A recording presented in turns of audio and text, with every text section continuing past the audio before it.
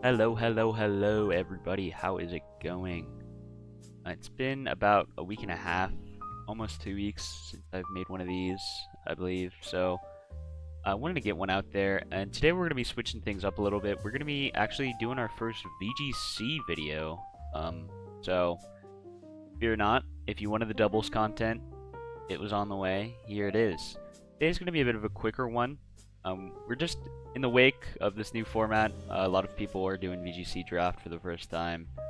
I just wanted to go over some quick tips for your VGC draft team and how you can generally look to improve upon them, in my personal opinion.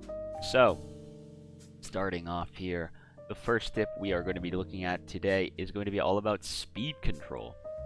If you read over any of the draft write-ups that I wrote, you probably got really sick and tired of hearing about speed control, because I yapped about it so many damn times. But it really is just that important to teams. This is especially true for offensive teams, which most drafts in this league and most leagues are. When you're in those offensive matchups, going first is going to be a massive, massive value to you. Now, what kind of speed control am I talking about? Well, primarily, I am talking about Trick Room in Tailwind, although there are many different kinds, which we will be mentioning briefly in just a second. Now, when I am talking about these Trick Room in Tailwind setters and having a speed control plan, I am not talking about just picking up some 2-point Tailwind setter later on in the draft. I am talking about having good support mon. Good quality Pokemon that you pick up early in the draft that you can genuinely feel comfortable about bringing each and every game. That is one of the key points about this. Like, generally, you should have speed control that you want to bring each and every game. This doesn't mean that you have to first pick Tornadus or your draft is doomed or something, but what it does mean is that you are like, hey, you're a couple rounds in, maybe look at picking up a Salamence for a strong Tailwind setter, or a Reuniclus for Trick Room or something, alright? These are good Pokemon that you can genuinely feel comfortable about bringing week to week. And I promise you, if you have speed control, good speed control on good Mons, your life is going to be so much easier. Like, your game plans, you're just going to have so much more breathing room. Now, while I think that Trick Room and Tailwind are the most consistent and important of the speed controls, it is important to note that there are some other routes you can go, although these are most of these are somewhat unreliable for one reason or another, usually consistency issues or being matchup dependent. The strongest option out of all of these is probably going to be weather-related speed, so stuff like the Swift Swim abilities or Photosynthesis boosting speed. These are good, but they're also vulnerable to opposing weather disruption, things like that. And it's also taking the route of slowing down your opponent with things like Icy Wind, Fast Thunder Waves, and Electro Webs. These are all good, but notably, all three of these moves can miss, so again, a bit of consistency issues there. And they can also be disrupted by things like Covert Cloak or a powerful Dark type blocking that Prankster. Lastly, we have Booster Energy Pokemon and Unburden Mons. Mons that rely on their ability to outspeed their opponent. Now, these are, like, good, but I really wouldn't feel comfortable having them as my primary form of speed control. Having your main speed control just be one singular Mon is pretty risky and also a little matchup fishy, which is not really what you want to be looking at when it comes to your high tier Mons. A bit more on that later. Well, on a semi-related note later. So that's all I have on speed control. Moving on to the second tip is going to be how you should not put all of your eggs into one basket. Now, make no mistake, this is not me saying that you shouldn't have a strong bread and butter for your team. We just kind of got done talking about why you should have one of those. But what I am saying is some of the scariest draft teams are going to be ones that have multiple modes for your team and that keep your opponent guessing constantly. These are going to make it much harder for your opponent to come up with anti-strats for your game plan and are going to make you more solid into enemy disruption. Now this is a big deal in doubles, particularly because disruption is so strong. There's so many good ones available. Fake out, follow me. Like there's more taunts you have to worry about. There's more everything. It becomes much harder to keep track of everything that could possibly disrupt your game plan, right? So, you want to be having either multiple plans to keep your opponent guessing in the team builder. That's a big one. Or there's a different route we'll go over in a second of being bulkier and having a better defensive core.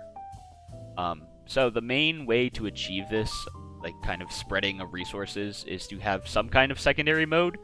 The most prominent example and the most common one in teams in our league is going to be teams that feature both Trick Room and Tailwind, having two separate modes, two separate game plans. Or a weather team having a weatherless mode with some other kind of speed control.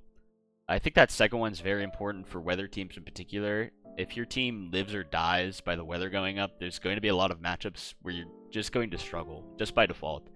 Any Prankstermon, for example, is like a big problem for your team all of a sudden if you are solely relying on your weather or speed control. As I mentioned earlier, having a strong defensive game plan can also be kind of your team's way for not putting all your eggs in one basket.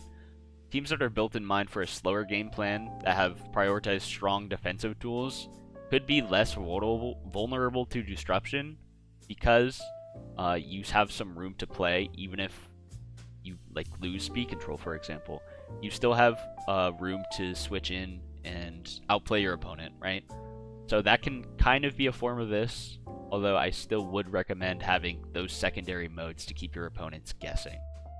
The main point is you should be building your team in some kind of fashion to have counterplay against enemy disruption. Now, to round out our video here, we're going to be moving on to low tiers, and the mentality you should have when picking up your low tier.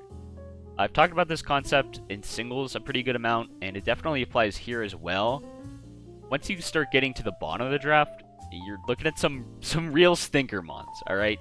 You should really be looking to draft these low tier mons for niche problems.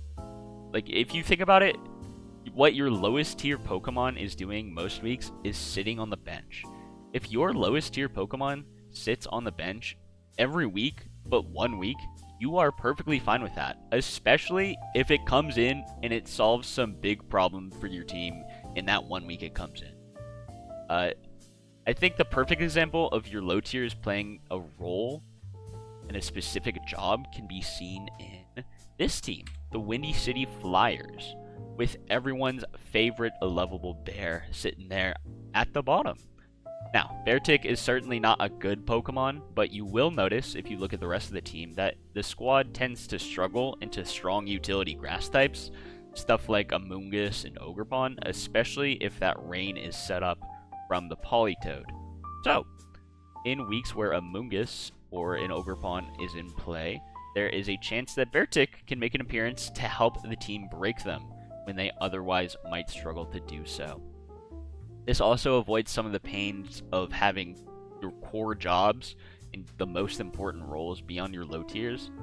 Again, these mons are lower on the draft board for a reason. If you rely on them to play key roles for your squad, you're going to have a lot more pain trying to make them work consistently week to week. That's one of the main points. These mons don't generally work consistently week to week. Or if they do, you're paying a big price for them, like you're tearing them a lot more than your higher tier mon. So generally, you're better off trying to match up fish with your lower tiers.